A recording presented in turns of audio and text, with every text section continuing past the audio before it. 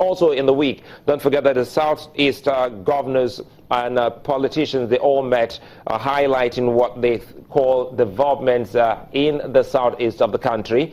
And that's where the Deputy Senate President Ike Kuremadu also spoke, asking the government to look towards developing the region. And he specifically called for two things. He said, restructure Nigeria and also release Nnamdi Kanu. These are some of the things he highlighted. He noted that a time like this had come for the country to embrace state and community policing.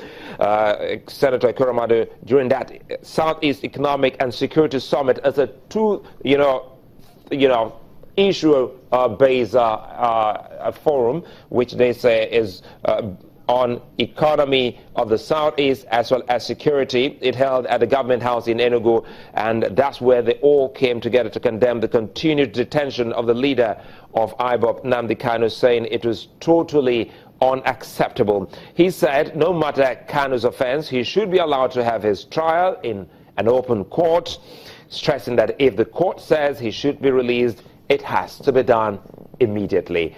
These are some of the things that are making the rounds in politics today. Perhaps Captain Umar Aliyu is now live on phone. Good evening, Captain Aliyu. Many thanks for joining us on the program Politics today. A whole lot is happening, and we're looking at two key issues here: the whistleblowing policy of the federal government and how we can give some form of protection for the whistleblower, and also what is happening around the DSS and the Rivers State government, following the report of the DSS accusing the Rivers State governor of trying to foment trouble, cause trouble, especially during the Yuletide in Abuja. Let's start with the whistleblowing issue. That's one great policy many people will say is so on point for a government that has the mantra of fighting corruption. But the crux of the matter now is looking at the whistleblower.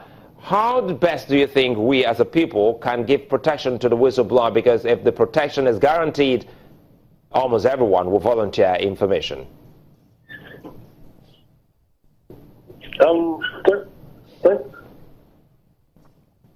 Hello. Go ahead, Captain Aliyu, I can hear you.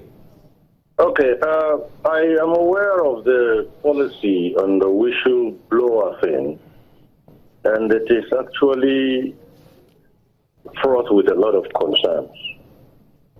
I do not know that we have a history of protecting people who volunteer information to the authorities.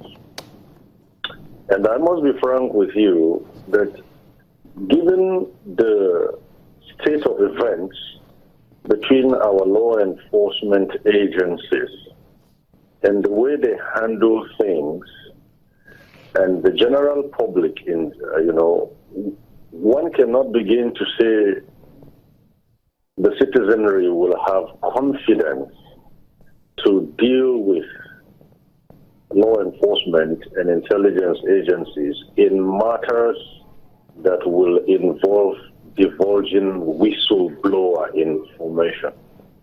The impression people are getting is like, as a whistleblower, you risk going to complain to the problem.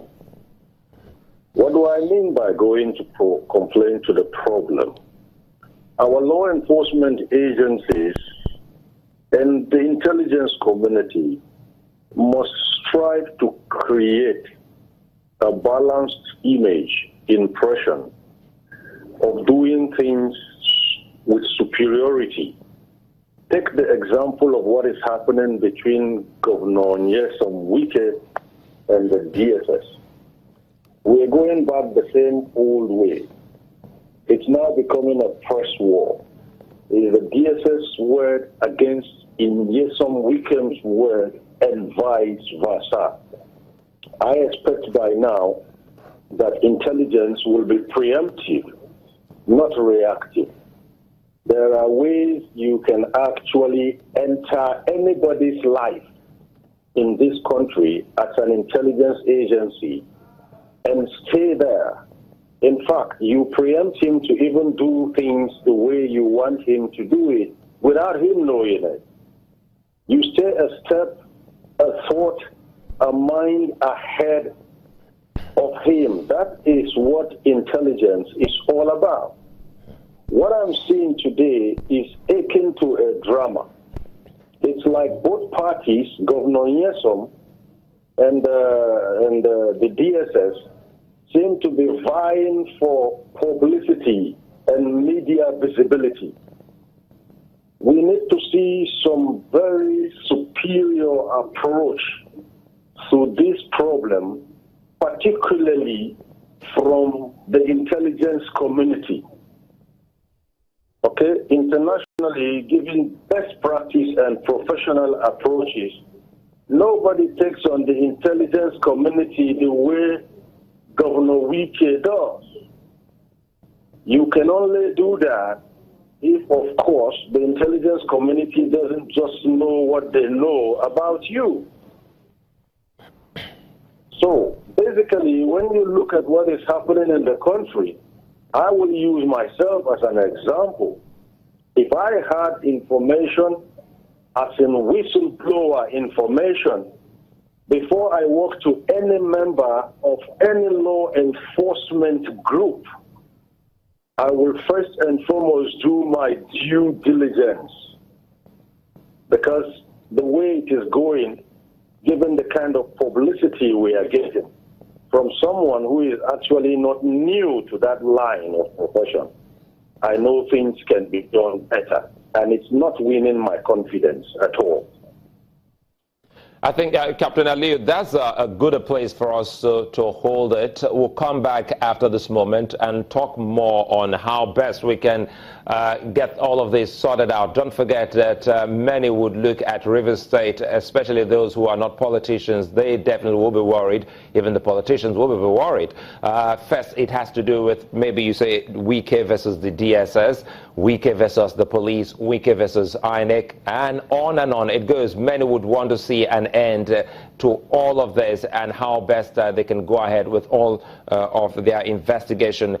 Very quickly, before we take that moment for this break, the CNPP has been reacting, asking for the immediate and unconditional release of a youth activist. That's how they put it in their statement.